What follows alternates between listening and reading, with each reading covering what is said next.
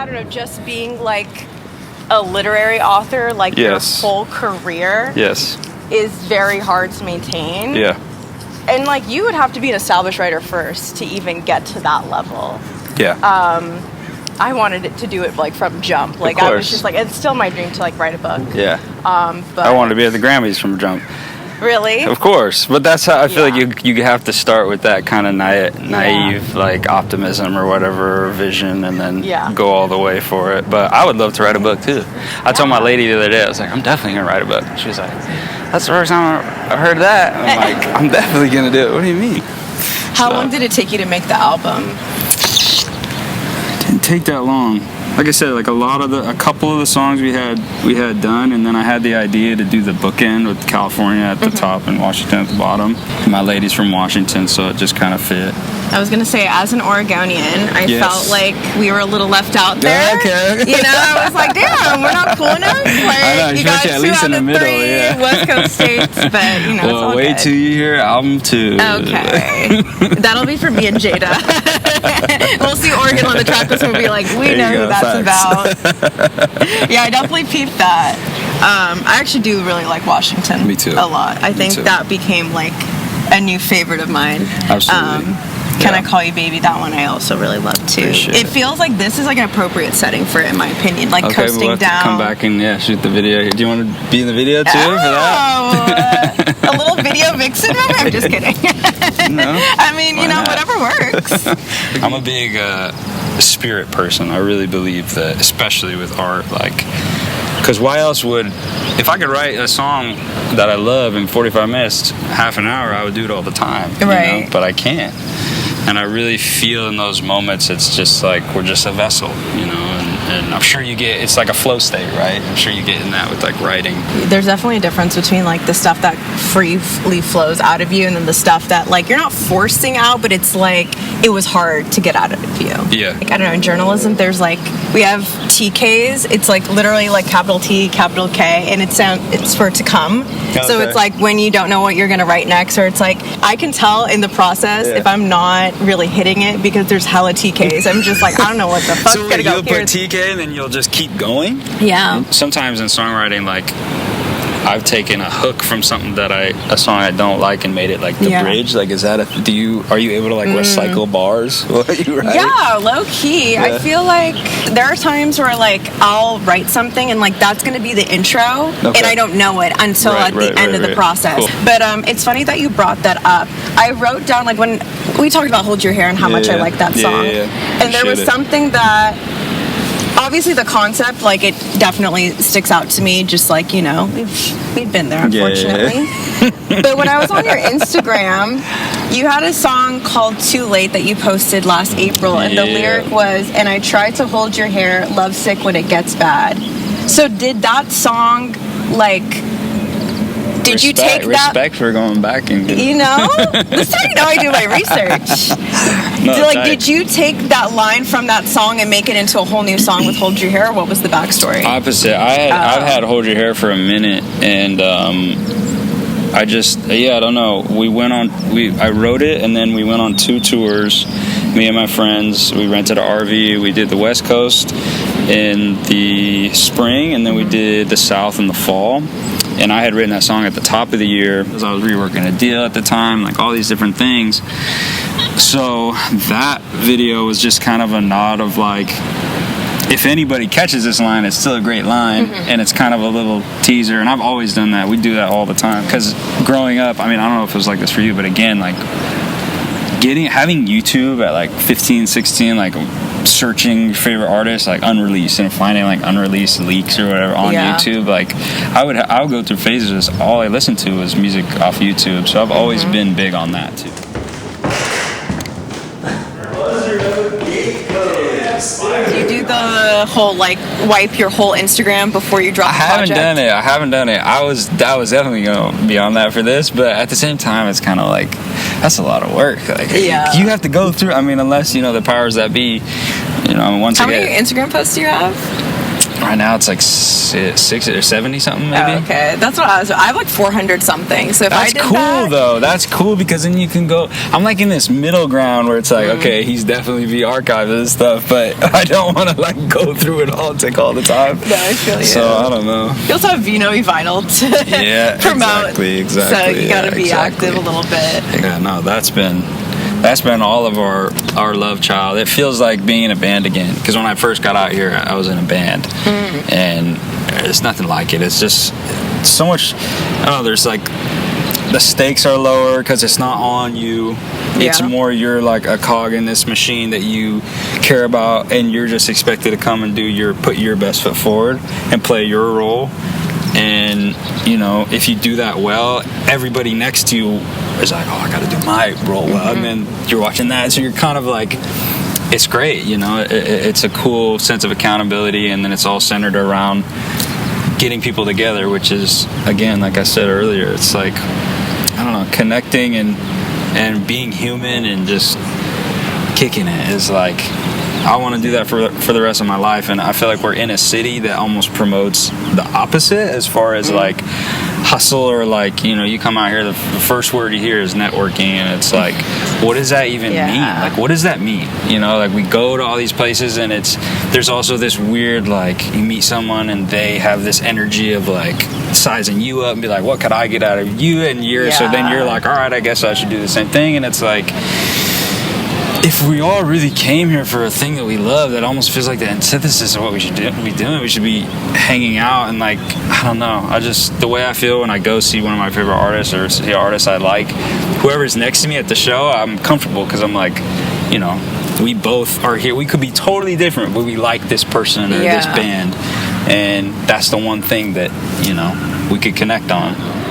Especially I feel like in LA, like you were saying, like everyone talks about networking, and then like you don't really know, like I know club culture is dying, and like it's very hard to like find genuine community, like genuine people, but also a place to link. It's like a double-edged sword. Absolutely. It's funny too, like my biggest dream as a kid was to be a regular some like places, like walk in and like, hey Johnny, like here's your. You need to start making my latte. Like I would love that for like a cafe, like just start making it as I come in. I used to have that vibe, and then you move, and then you just start. You got to make yourself a regular somewhere else. Right, exactly. So this is almost like making my own thing to be a regular at. Yeah. But I don't know. We're always, me and Sky, like we just love people. I love meeting people. I love talking to people.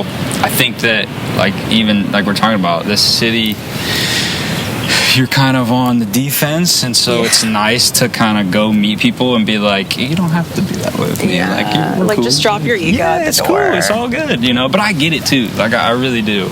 I've been very blessed and fortunate that I've really only worked with pretty chill people, like because there's, the music industry. Oh my gosh, music industry especially, and you see it. I've definitely been like weirdo adjacent, but weirdo adjacent. But luckily, it's never been really in my circle. So and I'm self-aware. I know where I'm at. I'm probably C+ list, C list. We were in Brooklyn though. I got recognized. I was tight. Okay. I made the guy take a picture with me though. I was like, let's get this picture. Luckily, he wasn't like, I'm good. I just want to say what's up. You're not good, actually. We are flicking up, whether you like it or not. You will remember this moment. You will tell your friends, like, oh, man, Johnny, he was chill. He's fortunate to take a photo, but he was cool. I remember, like, COVID got announced, and I put on, like, my close friends. It was, like, white. Like it's a lineup? Like it was, like, March 13th. It was, like, the world is closing. And I was, like, bet. I went to the grocery store, got, like, a 12-pack of White Claw. Yep. I got Fireball, because that's what I was into at the time. I got some wine, and I was like, we're stocked. Yeah. And I was like, how would that have lasted me the whole pandemic? Little did we know. But I was like, we have a whole bar set up. Were you in the city the whole time? Yeah. For lockdown? Wow. Yeah, my roommate is my best friend still to this day. She moved back to Miami, like, beginning of April. So, like, we were only together for, like, a few weeks. She bounced. She got out. And then I literally lived by myself in our apartment from April to October. That's kind of sick, though, right? Like, it was hella lonely. Yeah. And also, we did not furnish the apartment. Like, outside of our rooms, Thank you. Of course. Oh, not with the little sticker and everything. Product placement. Shameless plug. Yeah. Branding. Yeah, we didn't. That's not a sticker. It's in the cup. Yeah. Cheers. Cheers. It's really nice out now. Like, that's a crazy view. I was gonna say, do you have a specific bottle that you would like pair with the album? Or is it like, question. Would you do like there's a different glass for a song? Is there a wine flight that would pair with the album? You could run with this. It's definitely a Malbec. The album as a whole is a Malbec for sure. That's how I feel. No, I don't know. I'll have to think about it. It's a good question. Yeah. I don't know. I was like trying to think for myself. I'm like I love the hook of Washington. And when you say like wash over me, I'm like, it has to be like light. You know what I mean? Yeah. Like that needs to be. Like orange or like a white wine. Okay. Yes. Okay. I feel that. Damn, we might have to do that. Pair with the vinyls for sure once we get some vinyls. You're welcome. Get your 5%. We'll get you in the liner notes somewhere. Exactly. Yeah, perfect. Was there any song in particular from B that you like, I don't want to say struggled with, but was there one that was like maybe harder to grasp like, from a lyrical standpoint, or like it didn't take 45 minutes, it wasn't that quick? Yeah, I think California for sure, because I mean this beautiful view, and sometimes I'm resentful towards this place because it's tough being born in a place you can't afford to stay. Like that's so real. It's a trip, you know. And to both my parents were born here. My mom was from La Habra, my dad's from Downey. Okay. And my dad was actually a fireman for Santa Monica, so I have so many ties to this place and things that I wear as like a badge of honor, you know. I mean, but yeah, it's definitely tough. I think that song took a lot of pulling and prying because at some moments I was like, it sounds like I'm kind of resentful, but it's real. Like it's, you know, it is what it is. I mean, I feel like everyone has their own like love-hate relationship with California. I'm not from here, but most of my family is. Like my grandma immigrated here from Ethiopia and like lived here in Inglewood for the last 30 years of her life, and like my cousins, a lot of them were born here, and so I feel like kind of what you said, it's like super expensive, like it's not that feasible. But I'm like, I don't know, it does feel more homey to me than like Oregon does. Because you've been here. Yeah, and like my cousins like live here. Like I literally like before I came here, I was like, what are you guys doing tonight? Like me and my cousins, I'm like, we just all hang out as friends, and I never had that growing up. So it sounds like you gotta stay then. I know. Would you stay in California? Absolutely. Okay. I'm not going nowhere. I think like for a little bit I could see myself like ducking out in Montana or someplace that no one knows where I'm at for a little bit, but the dream is to keep my little spot in Santa Monica and get a plot of land like a PCH somewhere, get a little Airstream, and you know, have a couple kids and have them just like surfing and. It's my song until it's out. Once it's out, it's not mine anymore. And I think that's just a healthy. It's always been that way, but I also just think I'm happy that that's the perspective, because it's fun that it's out, and it's like with Hold Your Hair and Tied Up, like that's y'all's now. You know, like whatever you like about it, whatever you think it's about, whatever that's yours. Like amazing, you know. And people will come up to me too on tour and stuff, and this girl, she had a lyric tattooed on her arm, and for her it was like this whole, you just told me the whole thing, and I'm like, that's amazing, like that's so cool, because again, I wouldn't say that it's from me, like I just, it's also just like kind of letting it up to the audience of like their interpretation. Like it's so funny, like sometimes I'll talk to like artists or like even their teams, and I'm like, oh my god, I love how like this does, and they're like, so not was the intention, but like if that's what you got out of it, great. And I'm like, oh, fuck them for saying that. I would never say that. I'd be like, you get it, you got it, that's exactly what I meant.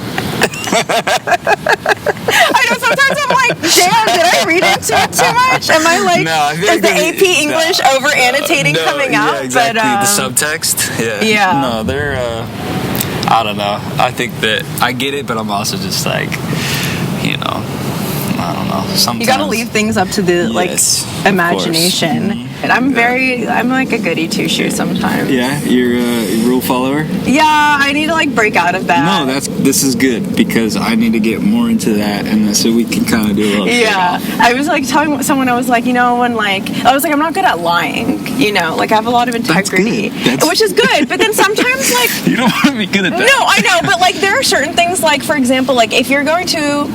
And this is like more of a specific example because we work in music, but like if I'm trying to go into an industry event and I know I'm not on the list and I'm trying to finesse and I say my name and they're like, you're not on the list. Yeah. I have girlfriends that like know exactly what to say, like they just like know how to finesse their way in, and I'd be like, okay, and then I would just go on my merry way. You just spent however long at Ray driving to the place and then you just leave?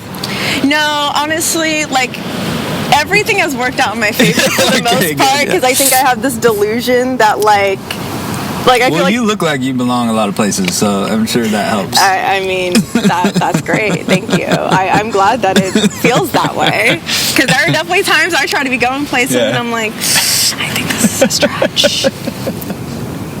I love trying to catch stars and I'm like, I see 5 in like a plane. No, it's a shooting star. Yeah. Have you ever seen a shooting star? Of course. And you're in Portland. You get them out there all the time, right? I've only seen 2. In your life? Yes. Like, actually, a shooting star. I saw one in Canada. I want to say I saw one in Canada and one in Mexico. Not even in... So I've never seen it in proper U.S. The U.S. of A. The place with the stars and stripes, you haven't seen a shooting star. Wow. Hey, America, let's fix that. Yeah.